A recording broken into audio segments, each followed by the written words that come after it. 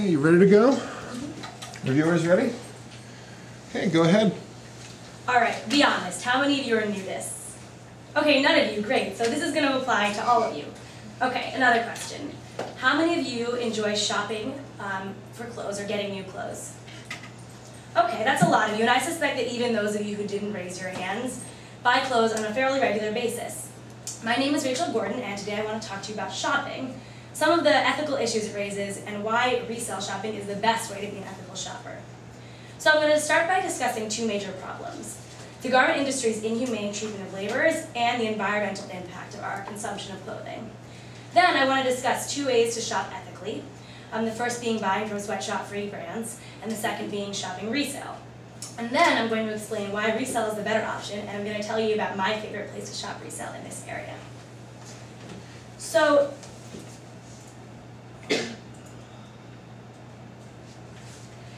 the first problem I'm going to talk about are humanitarian concerns associated with shopping. And as many of you might be aware of, an overwhelming majority of apparel that is sold in the US is produced in sweatshops.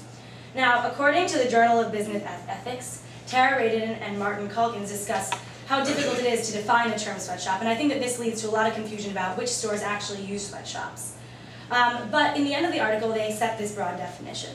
So, in general, workshops include exploitation, which includes unfair wages that are below living wages and extremely long hours. They include a hazardous working environment, unfair or arbitrary discipline or abuse of workers, and threatening workers when they attempt to speak out, organize, or unionize. One of the major ways that companies get away with using sweatshops is by outsourcing to other countries. And according to Eric Dernbach's article in the Journal of Labor and Society, over 90% of the apparel produced in the US is imported from abroad, most commonly from China, Mexico, and Indonesia. And they outsource to these countries because often they're developing countries where the labor standards are lower and they're less enforced. So while we only skim the surface of this widespread exploitation, I want to move on to the second issue that I'm going to discuss, and that's environmental concerns associated with shopping. Now, according to the Baltimore Sun's environmental blog reports that about 900 million articles of clothing end up in US landfills every single year. And it's interesting because when a lot of people think of recycling, they think of paper cans and bottles. They don't think of clothes. But an investigation of young consumers' disposal habits reveals that the percentage of landfill waste attributed to textiles, which is clothing and fabric, has increased from 7% to 30% in only the last 5 years. So this is becoming an increasingly relevant problem. In this article, they also note that clothing made from synthetic fabric takes a really long time to decompose, and even clothing made from natural fibers such as wool often release methane gas, which contributes to global warming. So, whether we like it or not, every item of clothing we buy is an ethical decision. But there are ways to shop ethically. And the first one I'm going to talk about is buying from sweatshop-free brands, and then I'm going to talk about buying resale later. So, the major sweatshop-free brand that you have probably heard of is American Apparel, and that's an international company. But there are also other organizations online and with real stores. For example, No Sweat Apparel is another big one. And when you shop from these places, it's good because you're supporting socially conscious businesses. However, it is expensive. A plain American Apparel t-shirt costs about $15, and that's something that a lot of us just are not willing to spend.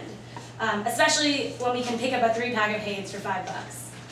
We're just not used to prices like that because most of the clothing industry uses sweatshop labor to drive down their prices so that they're unrealistically low and they don't reflect the actual cost of the labor. Another problem I have with sweatshop-free brands is that it doesn't really address the environmental concerns that I was discussing earlier. However, shopping resale addresses this environmental issue without breaking your bank account. So before we discuss the benefits of resale, I want to explain to you some of the major types of resale, as defined by the Association of Resale Professionals. So resale is a general term, but it can also specifically apply to a store that buys items from the original owners to sell again. A thrift store is a more specific. It's owned by a not-for-profit organization and it accepts donations, which it sells to raise money for a charity. And a consignment store is a store that sells goods, and the original owners of the goods are paid a portion of the profit if and when it sells. So now that we know about the different types of resale, why shop resale? The number one reason that people shop resale is that it is cheap. How cheap? I bought this skirt from the Salvation Army for $6.25, and it probably cost about $50 or $60 to begin with. Another thing is that when you donate, some stores will either pay you for your old clothes, or they'll give you a tax deduction. And so that's, these prices are things that are really on people's minds right now because of the economy. And in fact, the resale industry is one of the only industries that's improving during this economic downturn. So that's pretty cool. In fact, NARTS, the National Association of Resale and Thrift Shops, reported that in 2009, 71% of their member organizations reported an increase in sales, which NARTS attributes to the economy. So again, for many, shopping retail is an economic choice. However, it is also an ethical choice. And in the age of rapidly changing fashion, which some people call fast fashion or disposable fashion, textile products are filling more and more of our landfills, as I mentioned earlier. And shopping resale is a great way to recycle. Also, we address the humanitarian concerns. And so when you're buying resale, you are not supporting an economy that uses sweatshops because your money is not going to that company. Finally, as I mentioned, thrift stores like Goodwill and the Salvation Army donate their proceeds to charity.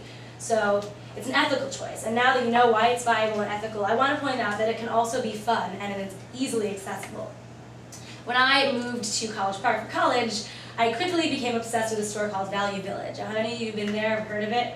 Yeah, it's an awesome place. And there are 4 of them located within a 4-mile radius of campus. And shopping at Value Village is not only cheap, but it's really fun because you get to sort through these miles of ridiculous clothes, and sometimes you'll find something really useful. I've never spent more than $10 there myself. So we discussed some of the ways our shopping habits can have negative environmental and humanitarian impacts in the world, but we've also discussed how shopping resale is an easy way to minimize that impact. And while it may be difficult to meet all of your clothing needs by buying resale clothes, you should consider the next time you need something, trying to find it on resale before taking a trip to the Gap or something. So, thank you for listening. My name is Rachel Morgan. Have a great day.